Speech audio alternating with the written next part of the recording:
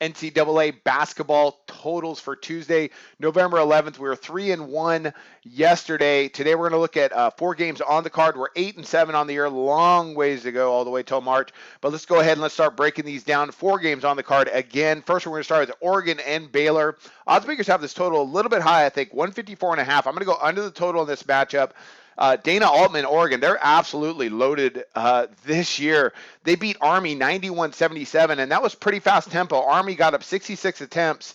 Oregon was more efficient. They got up 60 and shot 45% for the field. Now, last year they played to a total closer to 140.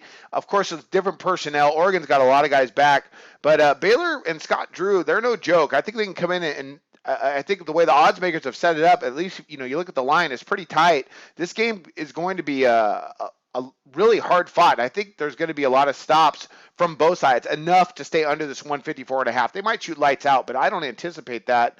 Now, Baylor beat Oral Roberts to start the year 76-61. Of course, Oregon, completely different monster. But they allowed Oral Roberts to shoot just 41.4% from the field, just get up 58 attempts. Baylor only got up 54 attempts. Now, Baylor in years past, they were really a fast tempo team, but it seems the last few years, Scott Drew has kind of put more emphasis on defense. You start breaking down their scores over the last couple years. There's just a difference as far as their tempo. They did shoot 44% from the field, pretty decent.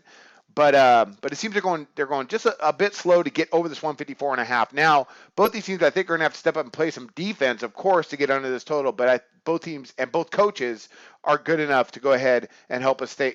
They're good. Excuse me. What I want to say is they're both very good coaches overall. They coach defense. We're going to see a lot of man-to-man. I think they match up well, and we're going to stay under the total. That's what I really wanted to say. Okay.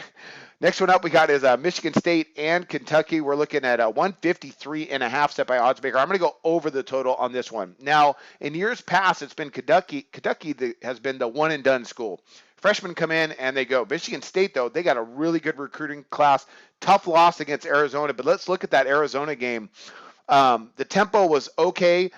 Michigan State, they shot 43% from the field. They got up just 58 attempts, but they shot 25 from distance. That's a lot. That's showing they're spreading the floor and getting some shots up. Similar, they were a lot faster last year than they've been in years past, and I think Tom Izzo knows he's got some horses to go ahead and run. I think they're going to run tonight. Now, shots got to drop, but I think they're going to be able to score against Kentucky. Kentucky, very efficient. They're shooting almost 60% on their two-point shots. Of course, they haven't really played anyone. They just got done thumping Canisius.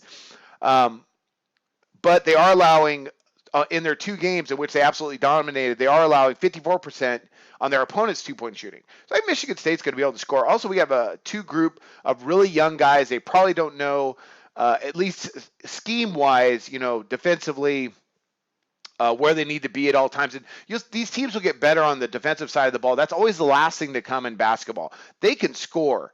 And I don't think the defense is going to be there tonight. That's my opinion.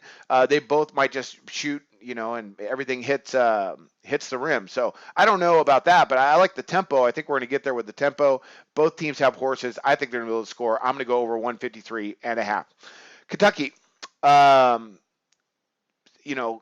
looking at them as the season progresses, gosh, they're really going to be tough. I've been watching them pretty closely these first 2 games. They start out really slow, and then they just go. So if this game starts out slow, don't sweat it. I really think they're going to get there in the end. I think probably a really big second half.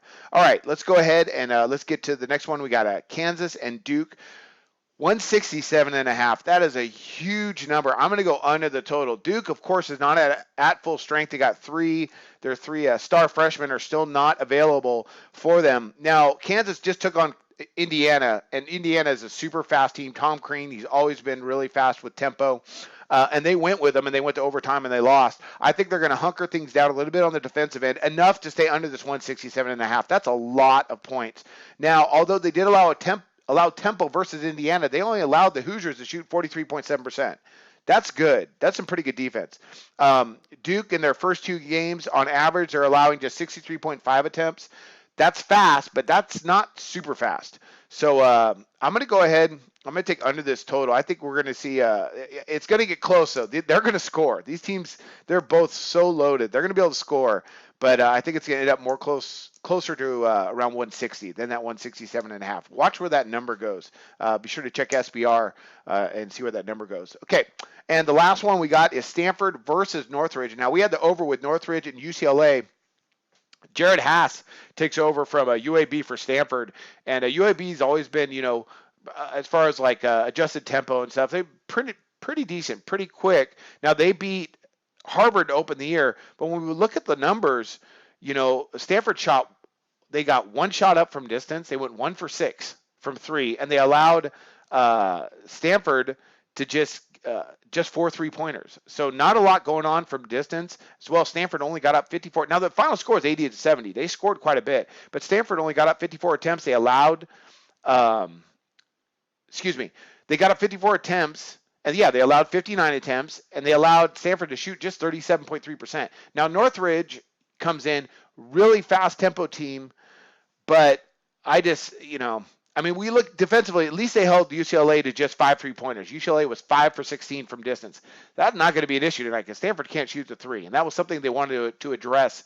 If you look at any news about Stanford, that's something that they wanted to address coming into this season, but it doesn't look like they're going to get there this year at least. They got some talent, but they're picked more in the middle of the Pac-12 for this season. I just don't see it getting over that 164. I think this might be where we know that Stanford scored 80 and Northridge scored a ton against UCLA, but this is going to have to be a track meet. Stanford's just coming back from China. I don't see them getting over that 164. So I'm going to stay under that, and that gives us 3 unders and 1 over on the day. So I bounced around just a little bit. I apologize for that, but there's just so much information to gather to go ahead and make some good plays, and there's so many college games. So again, like I mentioned last video, and I hate to bore you with this, but in a couple weeks it'll smooth out, and we'll be able to have a lot better flow with these videos as I bounce around with these statistics. But here is what we got. Finally, recap on the day. Oregon Baylor under the 154.5. Michigan State Kentucky over 153.5. Kansas Duke under 167.5, and Northridge Stanford under 164. Those are my NCAA college total picks on the day, and I wish you luck on your picks today. Go to SBRodds.com. Browse, compare, and shop live odds available at top online sportsbooks.